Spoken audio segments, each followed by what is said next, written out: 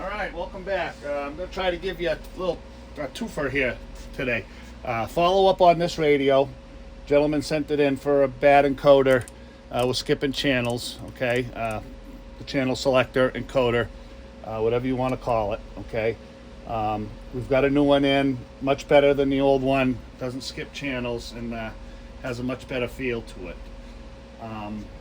What else we're going to cover today is the difference between the stock radio right out of the box, converted, compared to a radio that's been also converted but also modified to get more audio out of the radio. Okay, they come stock with limited audio adjustability from the factory.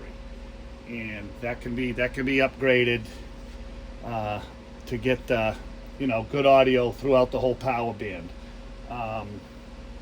We've talked about this before. I've mentioned it before. It's kind of what people would call an NPC. I would call it a positive peak expansion because you can't. NPC is negative peak compression. You can't compress your negative peaks any more than 0. They just don't go any further. So it's actually a positive peak expansion in my book. So what we want to just show is the way they come from the factory. Okay, this factory radio, fresh out of the box. The only thing that's been done to this radio is I converted it, and I also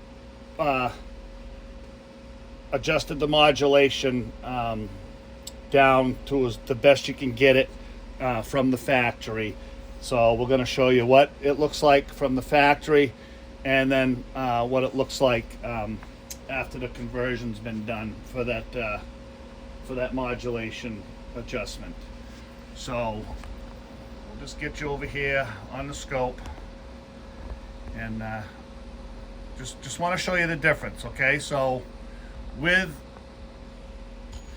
that modification that's able to be done to the radios, you gain much more audio. Going to be a much more robust, louder radio. The only downfall to it, like any positive peak expansion that gets done to a radio, again, the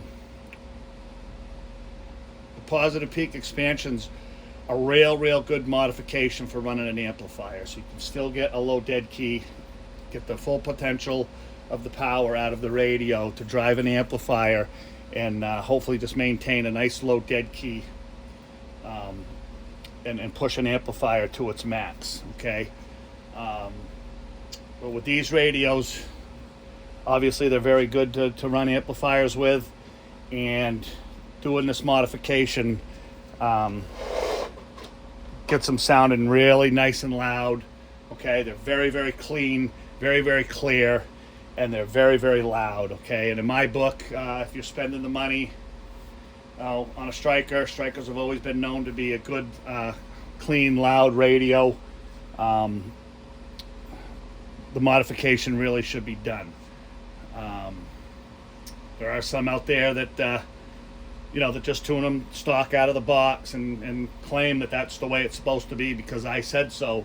Not a fact. Okay, so let's just show you what the stock radio's doing, and then we'll switch over to the other radio and just show you the difference between stock and what can be done. So we're going to start with the stock radio on low power. We'll put a tone into it. Okay, really good tall peaks. Okay, well, I'm just going to bring those down just so you can see them. All right, so with the stock radio, as you go up in power, as you can see, I guess I'll have to, just going to show you that I'm adjusting the power. Let me zoom out here, see if we can zoom out. Okay, we're just adjusting the power right here. This is the power. As you adjust the power, you lose audio in the radio. Okay, with it on high power, you'd actually want it like that. Okay, You don't want the valley spread apart real wide like that. Okay, so that comes right from the factory. That's the way it comes from the factory. I did tune that down a little bit just to squeeze them down on the low side. Okay, which you can do. That's as far as the adjustment will go on a stock radio. Okay, so I'm gonna zoom back in here so you can see a little better. So when I'm making that adjustment I'm making is definitely the power adjustment. I'm not playing with the mic gain. Okay, since I know there's going to be maybe a couple people going to say, "Oh, you're turning the mic gain up and down." No, I'm turning the power up and down.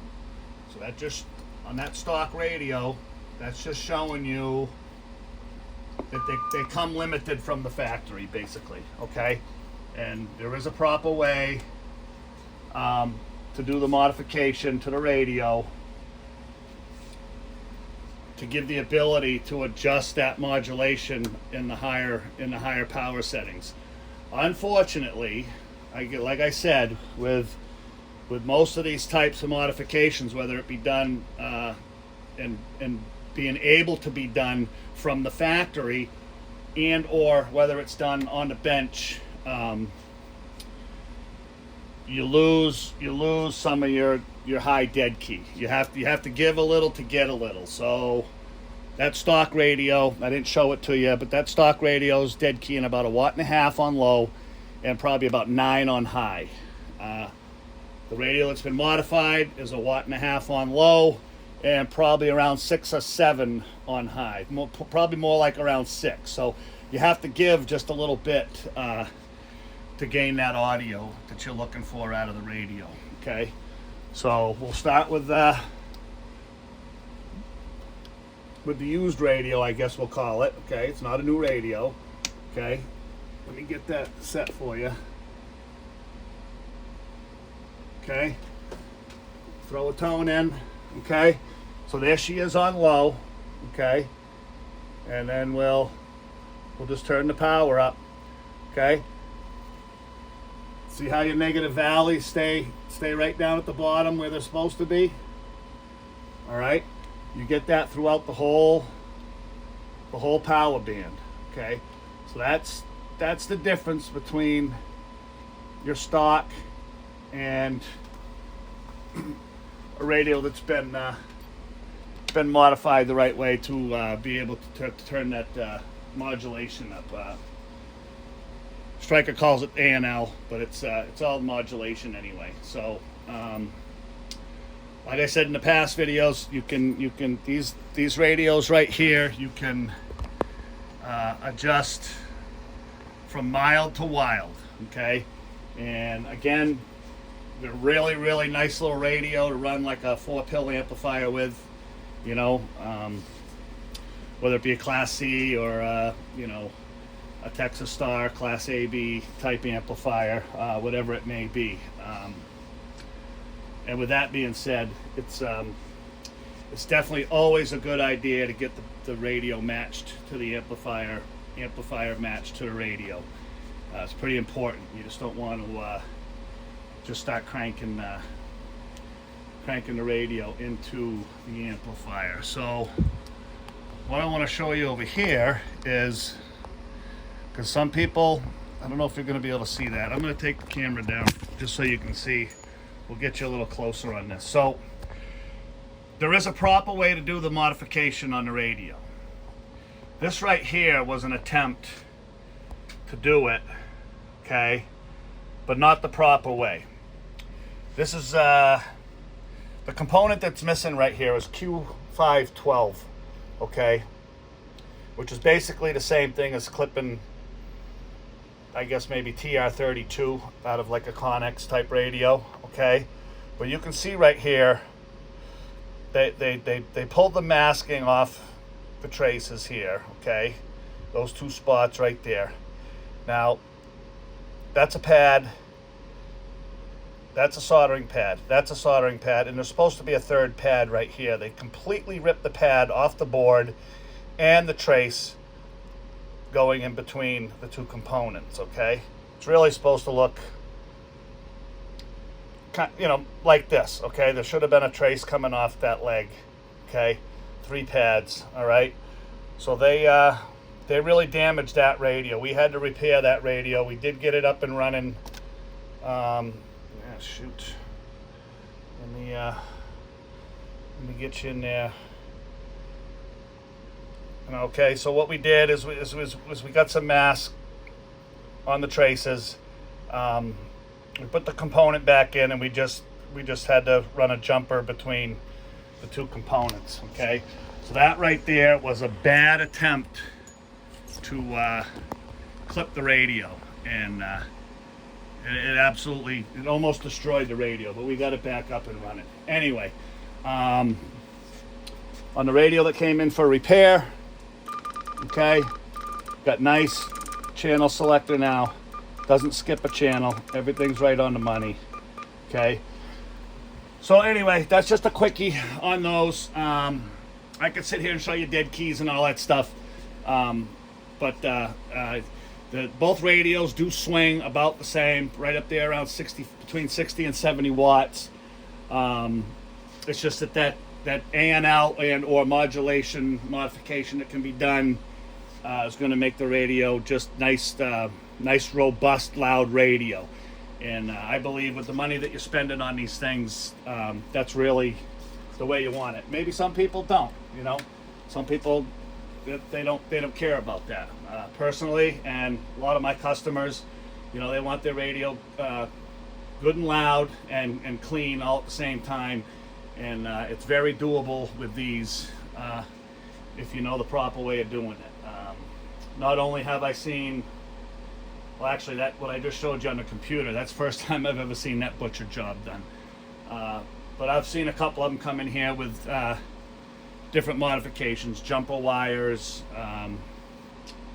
other components removed that weren't correct. Okay, so there is a correct way of doing it, and I'm not the only one that knows how to do it. So don't think that I'm sitting here, claiming that I'm the only one. There's plenty of shops out there that know how to do it. Unfortunately, I can't name all those shops, and unfortunately, you're rolling the dice and hoping that it's going to get done right. So anyway, we'll wrap it up here. Again, stock out of the box.